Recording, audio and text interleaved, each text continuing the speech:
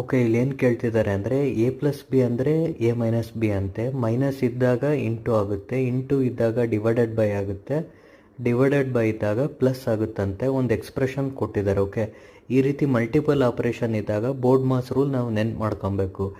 ಇಲ್ಲಿ ಬಿ ಅಂದರೆ bracket, R ಅಂದರೆ ಆರ್ಡರ್, ಓಕೆ ಇಲ್ಲಿ ಸ್ಕ್ವೇರ್ ಕೂಡ ಆಗುತ್ತೆ, ಡಿ ಅಂದರೆ ಡಿವಿಷನ್ ಮಲ್ಟಿಪ್ಲಿಕೇಶನ್, ಎ ಅಂದರೆ ಅಡಿಷನ್, ಎಸ್ ಅಂದರೆ ಸಬ್ಟ್ರಾಕ್ಷನ್. ಓಕೆ, ಲೆಟ್ ಸಿ, ಇಲ್ಲಿ ಪ್ಲಸ್ ಇರೋದು ಮೈನಸ್ ಆಗುತ್ತೆ. ಓಕೆ, 10 ಮೈನಸ್ 30 ಇಂಟು ಮೈನಸ್ ಇರೋದು ಇಂಟು ಆಗುತ್ತೆ, ಇಂಟು ಇರೋದು ಡಿವಿಷನ್ ಆಗುತ್ತೆ, ಡಿವಿಷನ್ ಇರೋದು ಪ್ಲಸ್ ಆಗುತ್ತೆ. ಓಕೆ, 100/50 ಫಸ್ಟ್ ಡಿವಿಷನ್ ಮಾಡ್ಕೊಬೇಕು, 2 ಆಗುತ್ತೆ. ಇಲ್ಲಿ 30 ಇಂಟು 2 ಆಗುತ್ತೆ, ಆವಾಗ 60 ಮೈನಸ್ 60, ಈ ಕಡೆ 10 ಹಂಗೆ ಬರ್ಕೊಳ್ರಿ. ಇಲ್ಲಿ ಪ್ಲಸ್ 25, 60ರಲ್ಲಿ 35 ಕಳೆದ್ರೆ ನಮಗೆ ಉಳಿಯೋದು 25, ಇದು ಮೈನಸ್ ಆಗಿರುತ್ತೆ. ಇದಕ್ಕೆ ಆನ್ಸರು ಡಿ. ಇಲ್ಲಿ ಬೋರ್ಡ್ ಮಾಸ್ ರೂಲೇ ಫಂಡಮೆಂಟಲ್